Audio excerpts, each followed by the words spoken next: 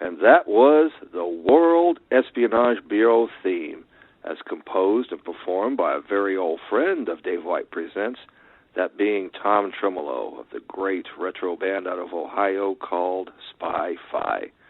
Hello, everyone. This is Wes Britton, and FYI, the World Espionage Bureau theme is kind of a unique tune to hear because, well, to the best of my knowledge, it's the very first song ever composed as a theme, not for a movie and not for a TV series, but for a series of spy novels, the World Espionage Bureau novels. It's written by another old friend of Dave White Presents, and his name is Bill Retz. If you'd like to find out more about Spy-Fi, or if you'd like to find out more about the World Espionage Bureau, well, just go ahead and Google for him, and you go to the World Espionage Bureau website, and you can hear the song again and find out about the web novels. But that's not our subject for today, but I did think that'd make for a great lead into our next guest, whose name is Duane DeMello. He doesn't write the kind of pulp novels that Bill Retz does, but instead he's written kind of an almost instructive, very realistic novel about, well, things we've seen in the headlines of late. Everything you're seeing about jihadi terrorists in the news, something that Duane talked about in his novel, and he kind of predicts a bit in his novel. And, well, let's find out more about what the wave of the future is all about. So let's bring on our next guest, Duane DeMello.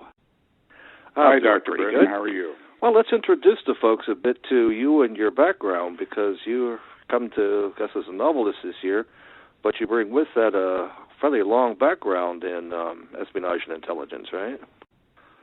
Well, I'm not sure how far back it goes, but I certainly have had a lot of travels around the world that contributed to my eventual work in intelligence. Can you talk a bit about, because you were in Vietnam, I know, is that where it really all started for you, working with intelligence?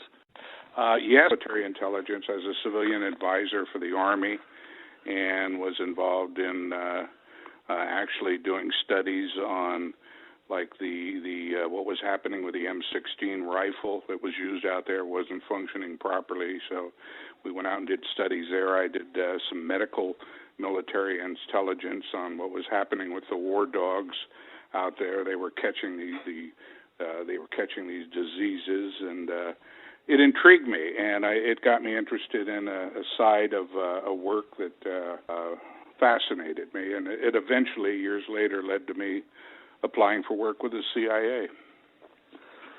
Well, is there anything you can say to describe what you did for the CIA, or is that all deep undercover? No, by no means. No, I worked there as a case officer, also known as a operations officer, and by the time I got involved in intelligence work with the agency, the there for me was primarily in the Middle East and former Soviet Union. And about what time was this? Is this the 70s? Is this the 80s? This was the late 80s and all the way through the 90s. And when you were working on circumstances back then, did you kind of see things coming? Did you anticipate some of the events that ultimately happened while you were in the Middle East? Well, yes, I was involved in the Counterterrorism Center, and shortly after it stood up, after the TWA, the hijacking of a TWA aircraft and landing in Beirut, and that was about in 80. I think that was about 87, 88 period, and that was really the start of the Counterterrorism Center in the agency. I got involved just right after that, a year or so after that, and then spent that whole period up into the end of the up to 2000, directly involved in counter-terrorist operations. And yes, to further answer your question, you could see what was happening with the terrorist groups. Then back then, the focus was on Hezbollah in Lebanon, the Palestinian Liberation Organization under Arafat. And you could see the development of the organizations, which subsequently, as a result of the exit of the Soviets from Afghanistan, what were our friends, the Mujahideen, morphed into what is today the Afghani Taliban movement.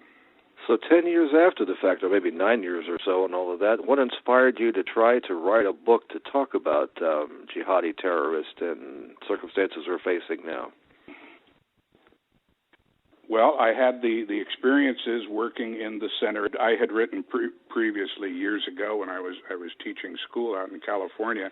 That started my teaching, or the writing aspects of my career. But it brought me around that after I retired in 2000. I wanted to come up with a project I could write about, a project not only that I had direct relation to, experiences from, but also something that I felt I could contribute that was new, something that there would be an audience for it, and I could appeal to the characteristics of the audience, something that hopefully would be able to sell. So that led me to write the book, The Wave of the Future. Now, in The Wave of the Future, it's like a dual plot line. On one side, you see how the forces of counterterrorism are trying to do their jobs, and at the same time, you kind of get into the mindset of the terrorists and how they're doing their things, and there's a lot of parallels and similarities between the terrorist and counter-terrorist, aren't there? No question about it, and that's the nature of what it is like out there today. Back, of course, before the collapse of the Soviet Union, it was the agency had spies versus spies, and the operational tradecraft that you used on the street working against each other subsequently turned out after the collapse of the Soviet Union and the rise of the jihadists, the radical Islamists. It turns out that the tradecraft we used on the street against them and what they had learned taking pages out of our manuals and Soviet Union's manuals, what they were doing against us was virtually the same. So it was a matter of just changing hats a little bit and working against a new set of targets for us in the CIA. Now, in your book, you talk a lot about NOCs and how important they are in contemporary intelligence. Can you tell the audience what a NOC is and the kind of characteristics one would have? Okay, a NOC, meaning standing for non-official cover, refers to a person who is an operations officer, a fully trained up case officer in the agency, who instead of going out and working, say, inside an embassy under diplomatic cover, that person instead goes out under what we call NOC cover, a business commercial cover of some sort. You go out representing an American oil company, a bank, an insurance company, a publisher, whatever it may be, and you go out and ostensibly do a job for them, which in many cases you do full time. But at the same time, you have to fill the assignments that the agency gives you, because you are in reality an agency operations officer operating out under what we refer to as deep cover or NOC cover. And it gives you some advantages in that you're out in the public's view. You're not working inside an embassy. You're out there, and I like to refer to as hiding in the open. You're walking the street just like any commercial business person out there. And it gives you an opportunity to get closer, hopefully closer towards your target, the target you're working against, but at the same time, it also allows you to avoid the attention that is usually given attention given by hostile services, intelligence services, and as terrorist groups looking at the embassy. It now enables you to avoid that. You're not allowed to go near an embassy. You're totally out in the business community.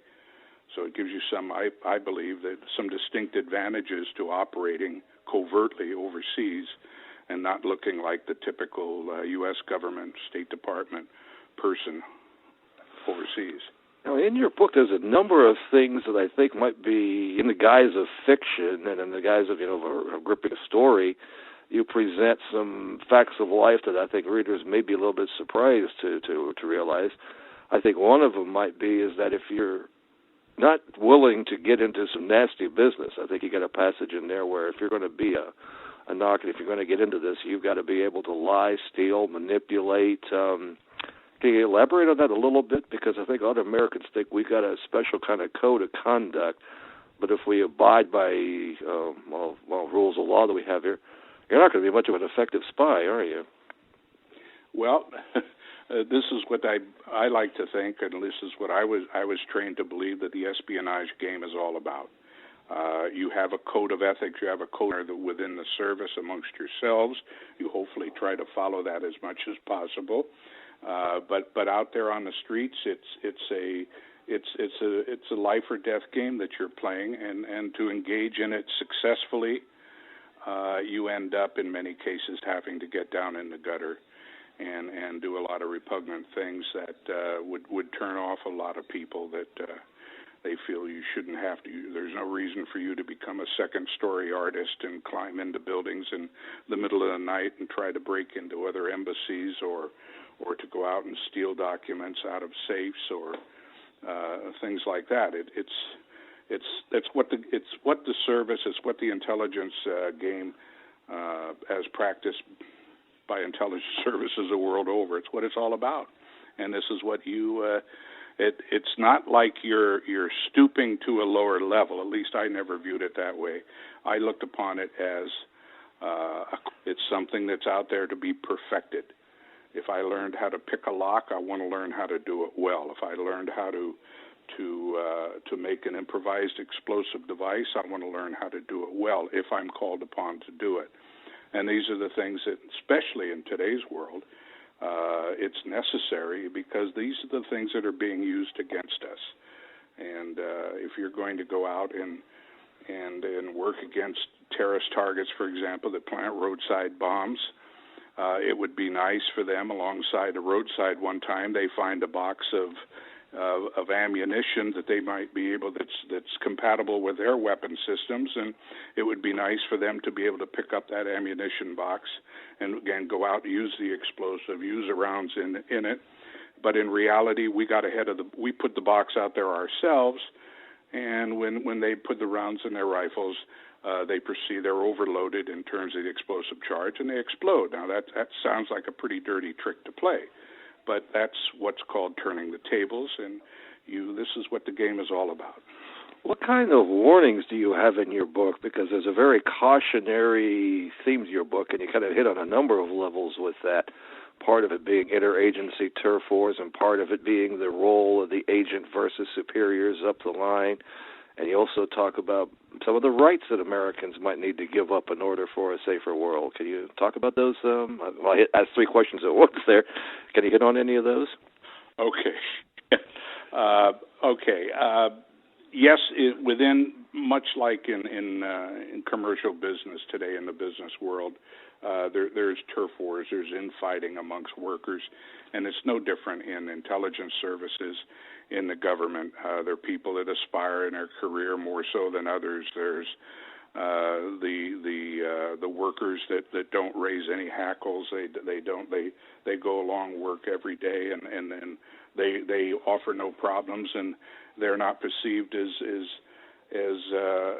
causing problems in an organization. But there are times, and I brought this out in the book, a couple of circumstances there when a character or two that felt betrayed by what senior managers in the agency did, and they should have been informed ahead of time, and they weren't.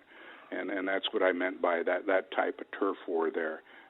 Give me one of the other two questions. That was right. So it was a big one that you had in your book.